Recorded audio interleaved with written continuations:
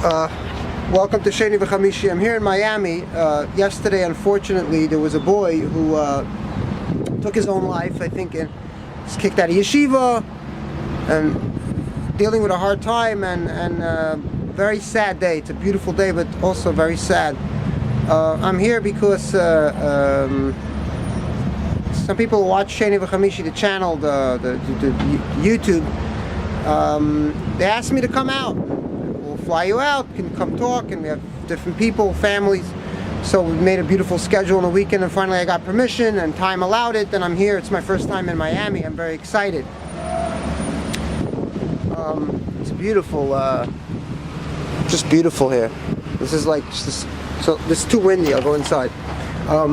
So I got a beautiful message today from a boy that is from a Borough Park family, and he got into He got into a Chabad Yeshiva Teres Emes Yerushalayim, yeshiva that I tried to get in, and they weren't really accepting Americans then in the year 2000. So I envied him. He got into it's kind of black and white hardcore. So in the end, I went to Tzfas, and it was better. The learning was better. The davening was geschmack, and at that time, I really cared about the davening in the yeshiva. Even though when you go into shidduchim, nobody's going to ask you how did you daven in yeshiva. They want to know, So the best advice would be to get some skill out of the yeshiva. I'm actually right down the street. There was a yeshiva I visited, and I spoke to the boys there. It's a Litvish yeshiva, the white shirts with the black pants, they shave the beards. And I told them, when you leave this yeshiva, if you can't master any of the learning and understand it or in an organized way, what is the medrash, what is the Gemara, pretty much you won't really have what to tell over. In life, you won't have, and for your own mind, you won't really understand it. But if you could study it in an organized way, like in the fashion of university, where it's just simply organized and mapped out, it's going to be for you. It's going to be better for you. So this is not even. So without even infringing on their belief system, I'm giving them advice for life, which is it's also going to make it possible for them not to believe once they map their belief system out. They realize the inconsistencies, then it makes it possible for them to rationally step out of the childish and confused way of looking at what they've been given, and then be able to map it out in a way that allows them to grow. The boy gave me a nice message. He said he bought a book that I suggested, Action Philosophers. This is a comic book, but it explains the great philosophers in the West and the East, and Confucius, and all the way to, let's say, Leibniz and Spinoza. So it expands everything, and it touches upon the Kabbalah and the Arizal. It goes into the mind and it maps it out in a comic strip. It's very clever. It's called Action Philosophers. He just bought that, and I told him someone approached me once at the Esrogim market and told me he also watched my video and appreciated it, and also bought the book right away online. So hopefully we could make this more Haredi friendly, like a Hamodia magazine, where we can put all these Jewish philosophers and explain it so young kids can have that idea mapped out for them, and they can have the tools.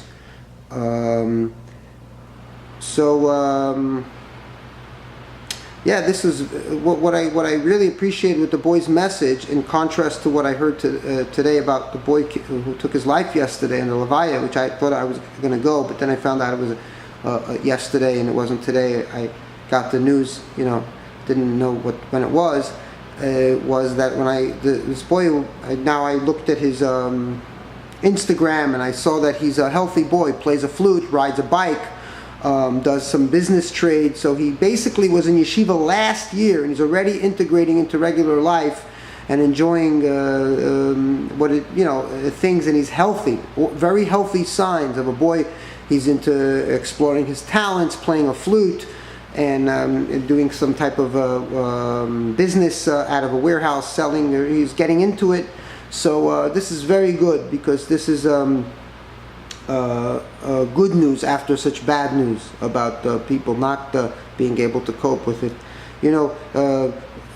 If a boy couldn't make it into yeshiva and he went to public school and he was transferred easily and smoothly, and his parents would explain to him that you're just in public school now, but you're going to be going to You're going to be going back to yeshiva whenever you're ready and interested, and it doesn't matter. And most of the great guys were in public school. Most of the greatest Jewish minds were in public school in their youth anyway, so it really doesn't make a dent on you. And not only that, but in public school there's skills that the yeshiva doesn't have. If we were able to explain this to kids, we could have saved so much heartache.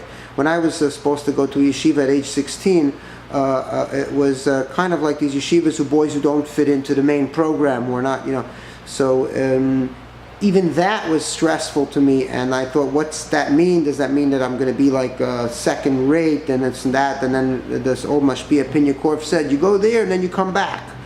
And you're just going there for 2 years and you're getting what you can get out of it and come back, which was true. I was able to focus more on learning there. But these second-rate yeshivas are there for boys who it doesn't work the first time in the big yeshiva, which really is supposed to change the subject. If they're not learning Torah, they should be learning science.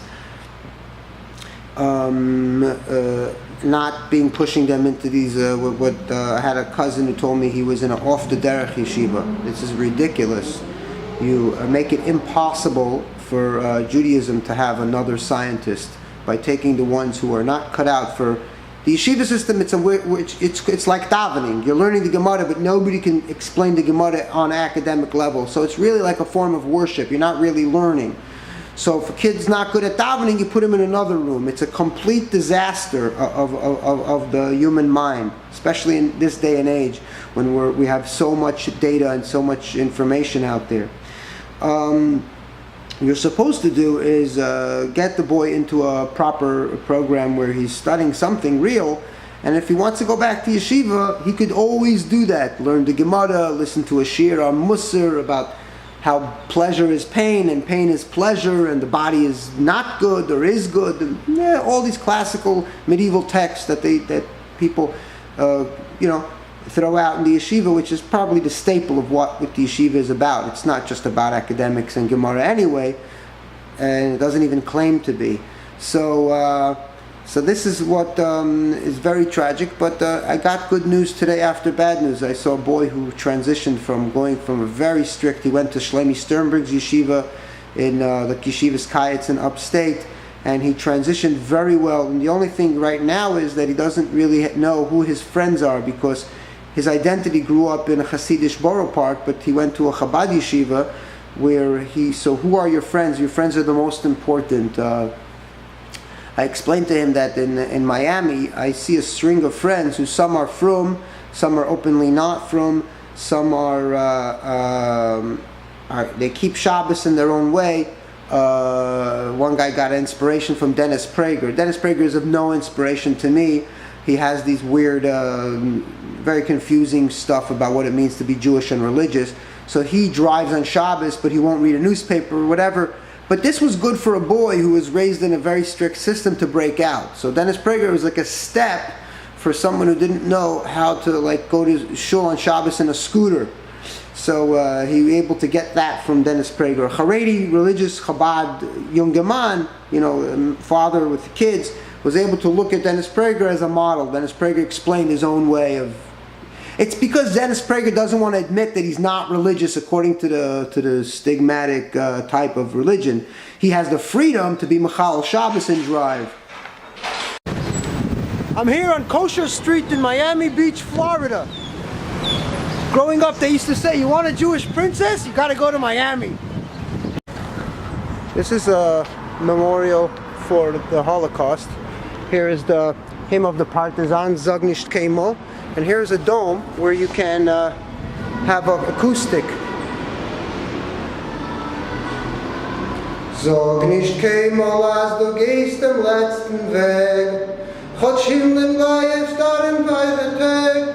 Kommen wird schon unter ungeweckte Schau. Es wird abbeugt an unser Trotz, wir sind da. Kommen wird schon unser ungeweckte Schau. Es wird abbeugt an unser Trotz, wir sind da. We are here.